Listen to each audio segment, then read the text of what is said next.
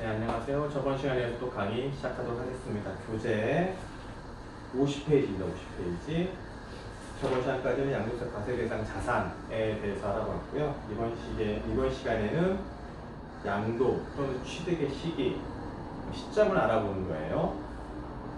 자, 그래서 50페이지 보시면 양도소득세 과세 대상인 토지, 건물 등 자산의 거래는 계약 체결일로부터 중도금, 잔금을 청산하고 소유권 이전 등기를 하기까지 상당한 시간이 소요된다. 이런 거래 과정에서 어느 시점을 정해서 양도 또는 취득 시기를 볼 것이냐가 상당한 중요한 의미를 갖는다. 그 밑에 이제 세 줄이 왜 양도 시기와 취득 시기를 이렇게 중요하게 판단하는지 그 판단의 실익이 나옵니다. 실익.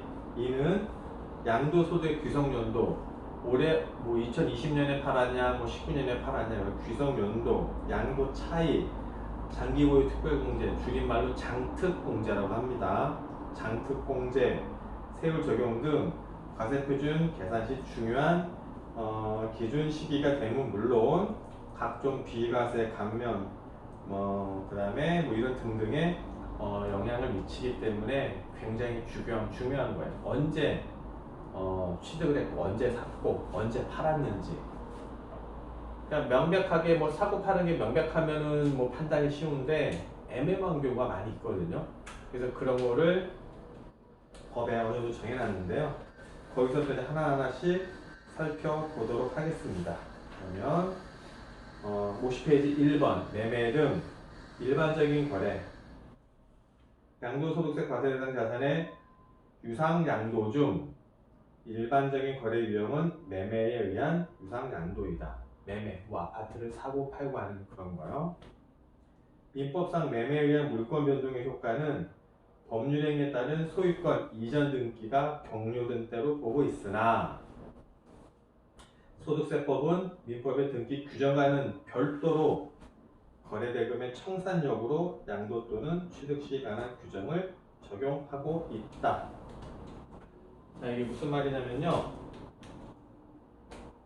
지금 여기 세법이 이렇게 있죠. 세법이 있고 지금 뭐 잠깐 얘기 나왔던 뭐 민법이 있다면 민법에 뭐 이런 뭐 규정이 있다. 뭐 가정을 하고요. 근데 세법에도 이런 규정이 없으면 이거 그대로 그냥 갖다 써요. 이렇게 준용한다 그러거든요. 준용 그냥 갖다 쓰는 거고. 그런데 특별히 세법에서 예를 들어서 민법에 하나 둘셋넷 다섯 가지 뭐 조항이 있다고 가정했을 때 거기에 세법에 관련된 게요. 그런데 이 세 가지에 대해서는 세법에 특별한 규정이 없다라고 하면은 이 세 가지는 그대로 갖다 쓰는 거예요. 세법에서 민법의 개념을 준용을 해서요. 근데 이 두 가지에 대해서 세법이 달리 이렇게 표현을 한다고 하면은 이때는 민법을 적용하는 게 아니고요. 세법을 우선 적용해요. 세법을. 그죠?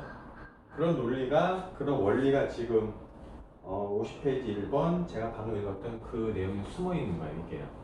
여기에만 요 양도소득세 여기에만 해당되는 내용이 아니고요. 전반적으로 해당되는 내용이에요. 이게. 세법에 정한 게 없으면 그 주변에 있는 법을 그대로 끌어다 쓰는 거고요. 세법에서만 달리 특별히 적용한 게 있다면, 규정한 게 있다면 그걸 우선 적용을 하는 거예요. 이해되세요? 그러면 여기서는 아까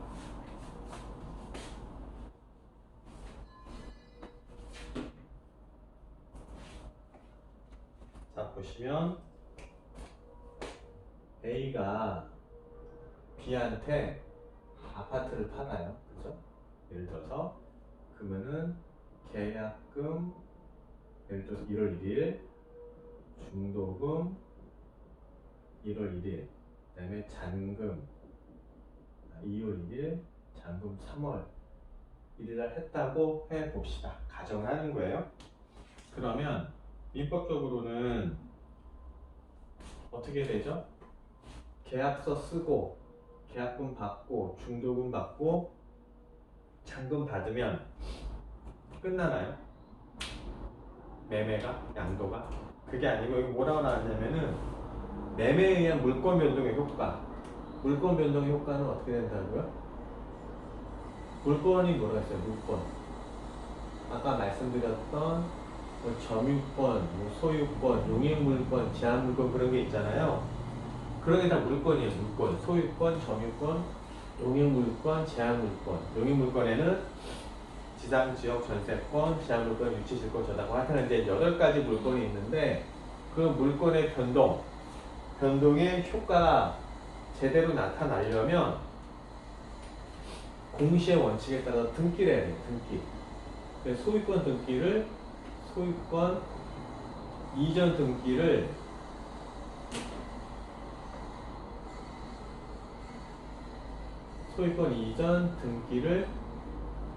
끝내야 돼요.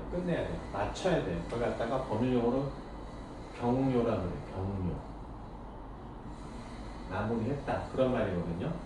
예를 들어서 잔금만 받았어요. 잔금만 받았을 때는 내가 이 시간에 잔금 받았을 때 등기부등본의 소유권이 A에서 B로 넘어가 있나요? 안 그래요. 그죠? 잔금 치르고 B는 A로부터 소유권 이전을 위한 그런 서류를 받아요. 가령 예를 들어서 이 사람한테 권리 필증이라든지 인감증명서라든지 뭐 신분증 기타 소유권 이전에 필요한 서류가 몇 가지가 있거든요. 그걸 넘겨받아요. B가 돈을 잠깐 다 치르고 나서. 그러고 나서 그걸 본인이 셀프 등기를 하던 법무사한테 의뢰해서 하던 어찌됐건 법원에 소유권 이전 등기에 대한 거를 접수를 해요. 그죠? 그러고 나면 한 일주일 정도 있다가 소유권이 A에서 B로 넘어가요. 그죠? 그러면 소유권이 넘어가는 거는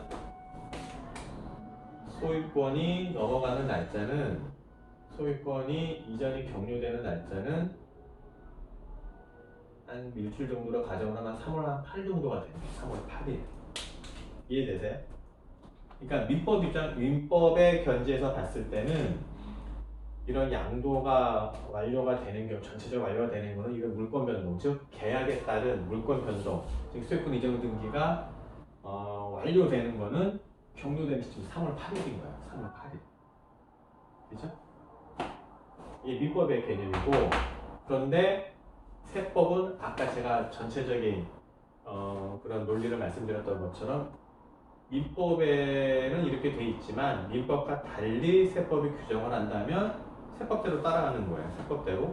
세법은 어떻게 돼 있다? 잔금청산이라고 돼 있어요. 잔금청산이. 그죠? 여기서 보시면 이 취득 시기가 어떻게 되느냐에 대해서 보면은 일반적으로 잔금청산이래요.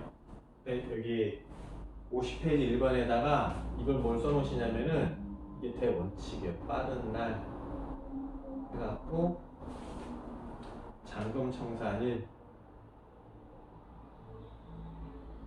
그 다음에 등기 접수일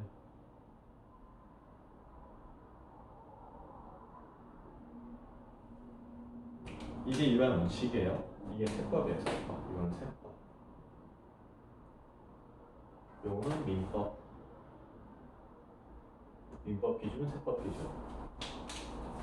자, 이제 이날 잔금을 받죠. B는. 근데 잔금을 받고 본인한테 소유권이 넘어오기 전까지는 A 거예요. A로 소유권이 기록이 되어 있고 제3자가 봐도 A 거인 거예요. 그죠? 제3자가 되는 다른 사람이 봤을 때 이게 B 건지는 아직 등기부등본에 공시가 안 되어 있기 때문에 알 수가 없어요. 제3자는요. 그럼 그런 상황에서 제3자가 가령 해서 A의 채권자가 이 아파트에 대해서 압류를 해버리거나 그러면 B는 곤란한 거예요. 그죠? 곤란해져요.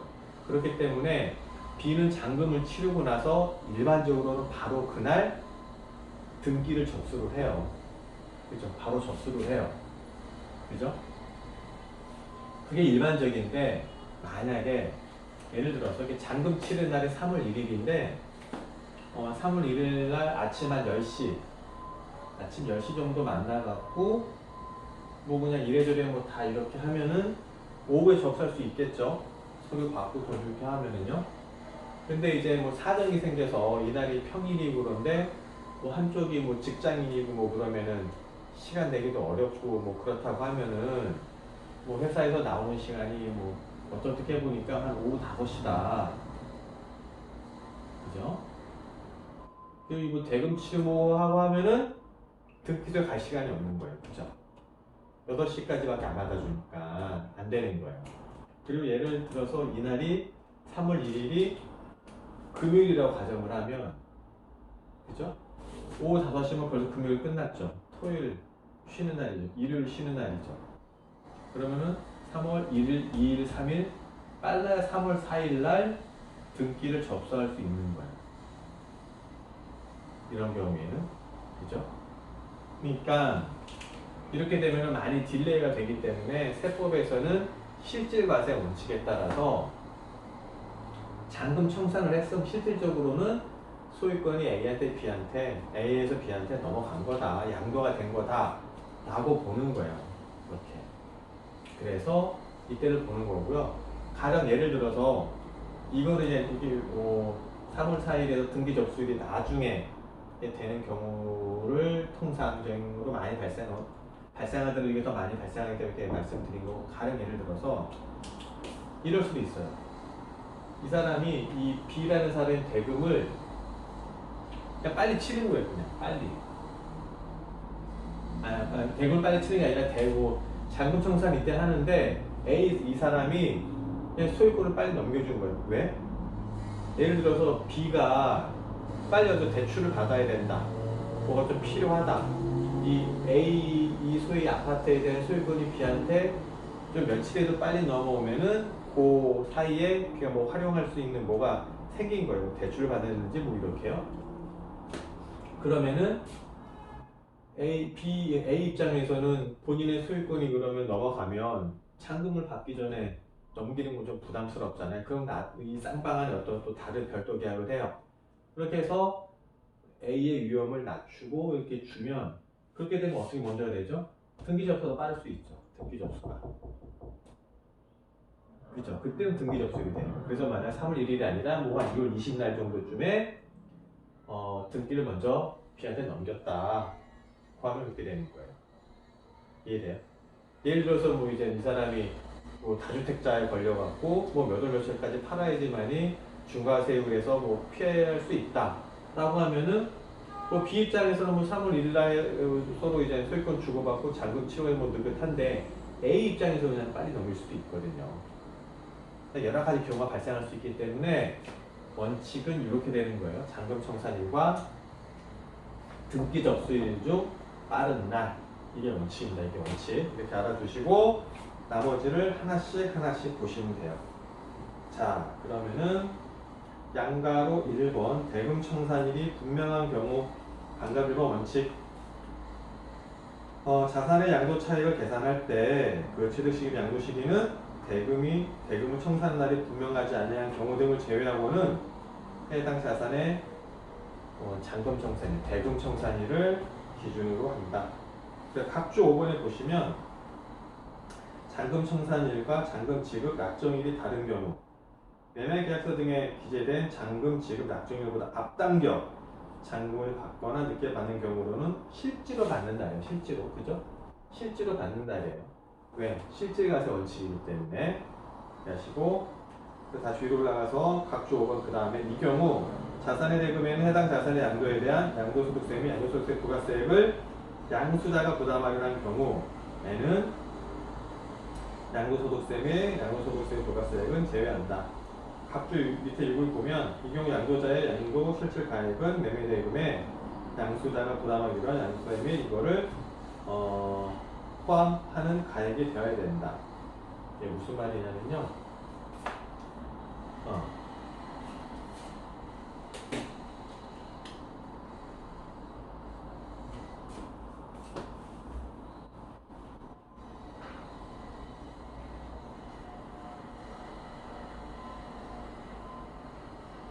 A가 B한테 이제 이렇게 팔았어요. 그죠? 팔았으면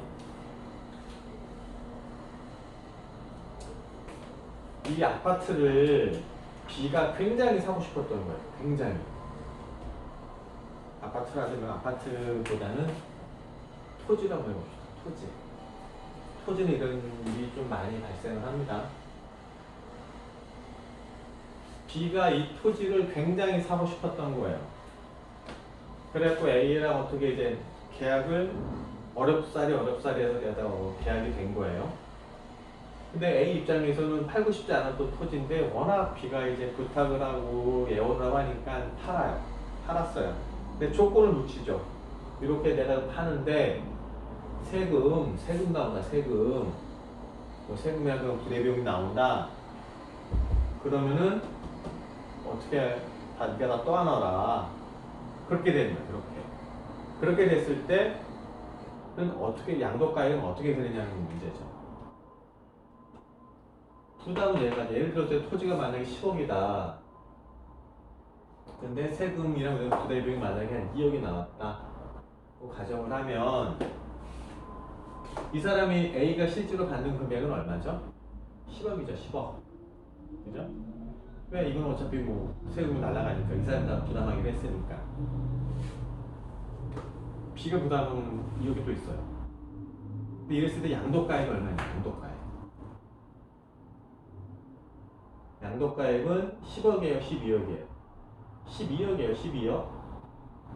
계약은 그렇게 있지만 정상적인 계약이라면 12억으로 팔고 그 다음에 여차저차 이런 세금을 2억을 빼고 본인이 A한테 10억이 이렇게 손에 쥐어지는 거거든요.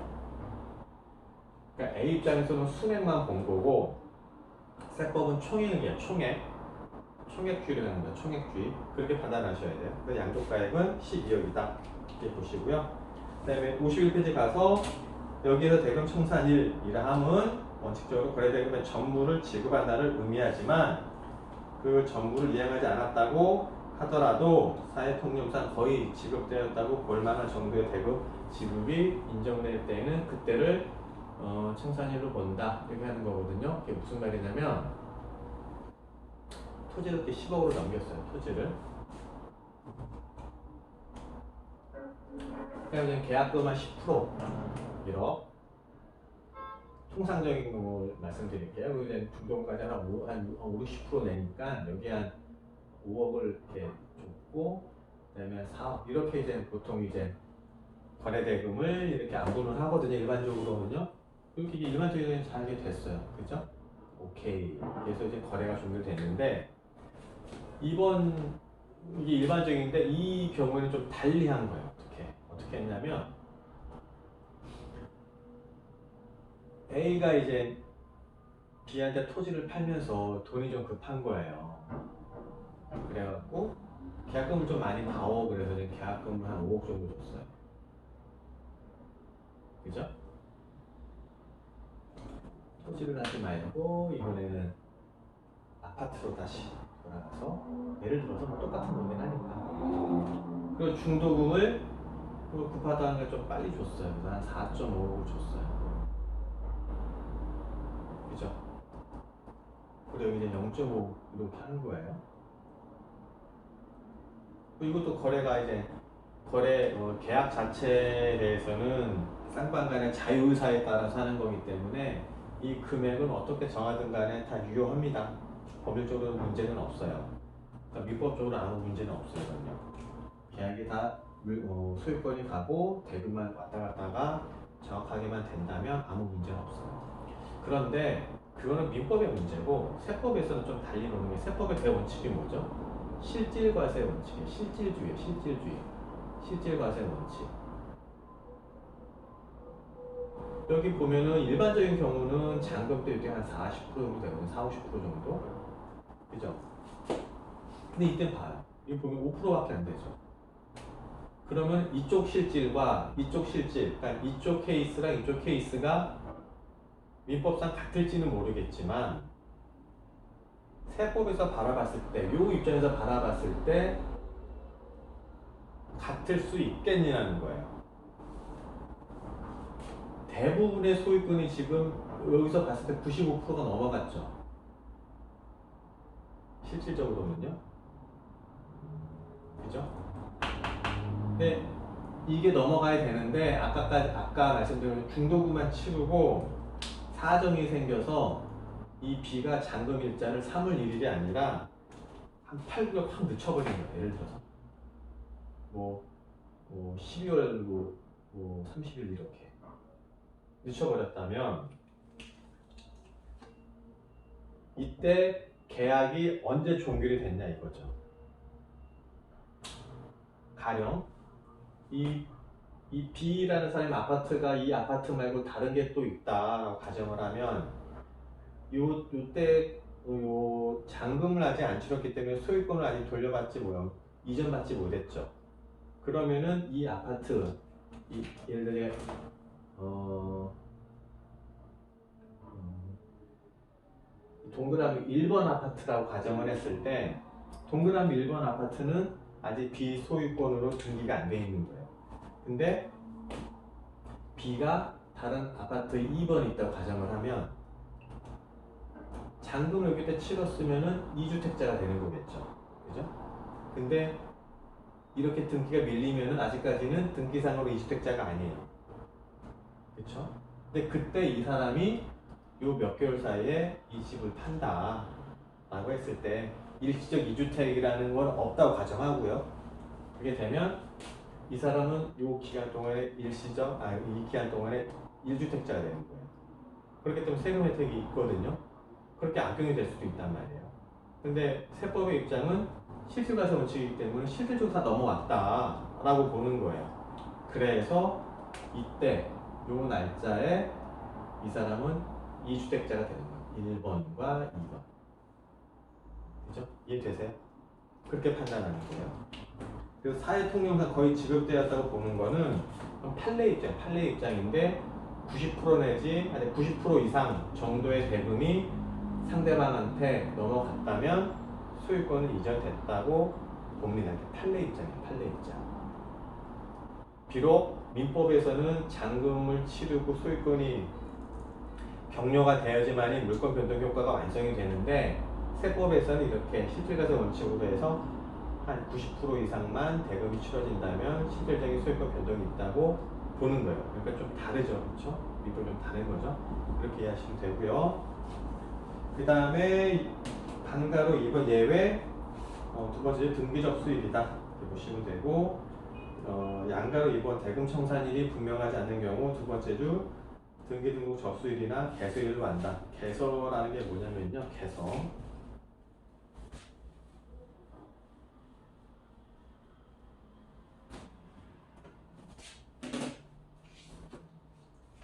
예를 들어서 등기부등본에는 표제부 여러분이 그냥 표제부, 갑부, 물부 이렇게 있어요. 표제부는 여기 부동산이 어디에 있고 넓이가 어떻게 되고 뭐 그런 게 간단히 나타나 있고요. 갑부는 소유권에 대한 거, 그다음에 여기는 권리 변동에 대한 게 나오거든요. 근데 이제 여기 보면은 이제 소유권이 이제 넘어가잖아요. 일반적으로 그러면은 소유권 예를 들어서 A한테 B로 넘어갔다. 그럼 여기에다 표시가 돼요. 몇 월 며칠 날 소유권 변동의 원인이 뭐 이제 매매다. 그러면은 매매고 뭐 등기 접수일은 언제고 해갖고 이제 이렇게 표시가 돼요. 표시가. 그래서 이제 부동산 등기부등본이 이렇게 표시가 되어 있는데 부동산이 아니고 저희가 주식도 부동산 과세 대상 자산이 된다고 했잖아요. 특정 주식, 뭐 부동산 가담법인 주식 그런 것처럼 이제 주식도 과세 대상 자산이 돼요. 뭐 포스픽 포스닥도 마찬가지고요. 그럼 거기는 어떻게 표시하냐 이거예요. 내 건데 B한테 넘겼어요. 어떻게 표시하냐 이죠. 어떻게? 이걸 이제 이전 등기라는 거, 소유권 이전 등기라고 하고요. 여기는 개서, 다시 개자, 개명한다, 다시 쓴다, 글씨 쓰다 서자거든요. 뭐를? 이름을, 명의를 개서한다고 표현을 해요. 주식은요. 명의 개서를 해요. 예를 들어서 내가 뭐 삼성증권, 현대증권 여러 가지 큰 증권사들이 있잖아요. 그럼 거기에는 주식 명목이 쭉 있어요. 전산으로. 그럼 그 중에 A가 쭉 있고 쭉 있는데 이 사람이 갖고 있는 주식 중에 어떤 거를 이렇게 팔면 B한테 팔면 요게 이제 그 B가 이렇게 있으면 요 B 주식으로 그냥 가는 거예요. 명의가. 그죠? 그러니까 명의 계산하고 명의 계산. 큰 이제 코스피나 코스닥이나 이제 뭐 그런 거 할 때 그러는 거고, 그게 아니고 중소 일반 조그만 기업에서도 뭐 이런 주식 유통이 된다고 하면은 그쪽에서 이렇게 주식 명부에 이 이름을 바꾸는 거예요. 바꾸는 거를 명의개설하고 이전 등기하는 거죠. 명의개설하고 해요. 명의개설 이렇게 이해하시면 되고, 이 세법이 사례를 보면은 뭐 당연한 얘기도 많고 하는데 용어가 좀 까다로운 건 사실이에요. 용어가. 그래서 용어를 제가 많이 설명해 드리고 있으니까 용어를 좀 잘 좀 이해하셨으면 합니다. 그 다음에 양가로 3번 토지 수용 등의 경우 반가로 협의 매수 사업 시행자가 공익사업을 위하여 사업 인정 전에 토지를 협의 취득하거나 사업 인정 후 토지고사에 관한 협의에 따라 양도하는 경우에는 대금 청산한 날 또는 소유권 이전 등기일 중 빠른 날로 한다. 그죠? 그러니까 아까 맨 처음 말씀드렸던 그 원칙에 다 들어가요. 이런 거는요. 그다음에 수용되는 경우 공익사업법, 공익사업에 대한 토지 등 취득 및 보상에 관한 법률, 줄인 말로 공익사업법이라고 합니다. 이거 이제 뭐 신문이나 뉴스에 많이 나오는 법이에요. 이게 공익사업법이라고요. 공익사업법이나 그 밖의 법률에 따라 공익사업을 위하여 수용되는 경우에는 대금을 청산한 날 수용 개시일 또는 소유권 이전 등기 접수일 중 빠른 날로 한다 보시면 되고요. 그 다음에 특수한 거래, 그 다음 페이지 보시면 장기할부, 조건부, 매매가 나옵니다. 이건 이제 아마 그 법인세법에서 아마 좀 다루셨을 것 같아요. 여러 가지 거래 형태라고 해갖고 쭉 이렇게 나오는데 그 중에 하나 장기할부 조건부 판매. 52페이지 양가로 1번 보시면 과세 대상 자산을 장기할부 조건으로 매매하는 경우에는 소유권 이전 등기 접수일, 그러니까 이전 등기 접수, 등기 접수일, 인도일, 사용수일 중 빠른 날로나 사용수일이 들어가요. 사용수일. 그죠? 잔금 청산일. 그러니까 여기서 보면은 소유권 이전 등기일, 인도일 또는 사용수일 중 빠른 날로 한다. 그죠? 장기할부 조건 판매했을 때는 장기할부 판매. 그죠? 그럼 이거는 장기할부 판매가 뭐냐? 그걸 좀 봐야 될 거 아니에요? 그러면요. 장기할부 판매라는 거는 계약금 포함해서 돈을 받는 거. 그죠? 계약금 포함해서 3회 이상 돈을 나눠서 받아야 돼요. 3회 이상. 그죠? 계약금, 중도금, 계약금, 그 다음에 1차 부금, 2차 부금, 3차 부금 쭉 해갖고 쭉 나갈 텐데 3회 이상이 돼요. 3회 이상.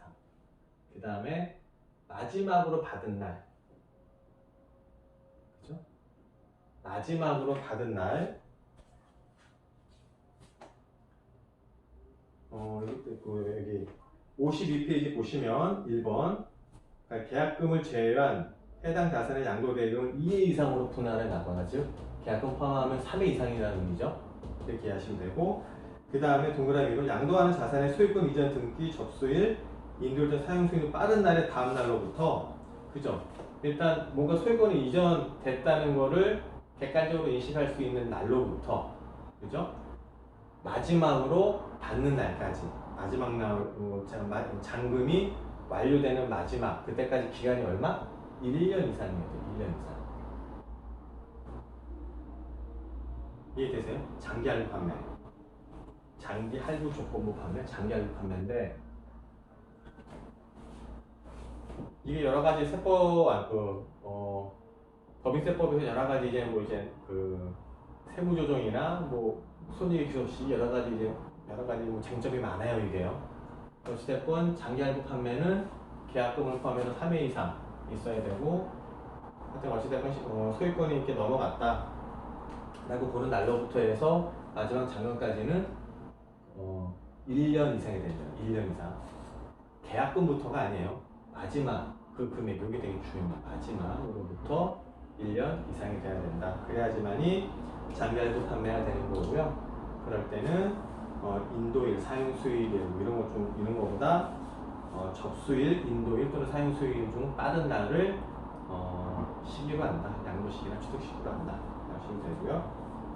그 다음에 양도시기하고 취득시기를 왜 같이 다루냐면 이거는 이제 누구 입장에서 보느냐에 따라 양도일이 될 수도 있고, 내가 팔면은 내 입장에서 양도일, 내가 사면, 그러니까 내가 A가 있고 B가 있는데 이 계약이 이렇게, 계약에는 이게 쌍방이 있으니까 이렇게 될 거 아니에요.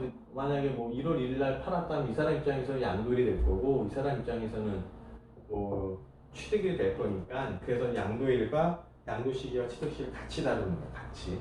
그렇게 이해하시면 돼요. 같이 움직이는 거예요. 그 다음에 자기가 건축한 건축물은 어떻게 정리하시면 되냐면, 빠른 날인데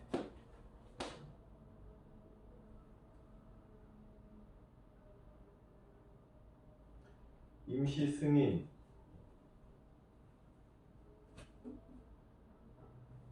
사실상 사용하는 날과 임시 승인, 교부일,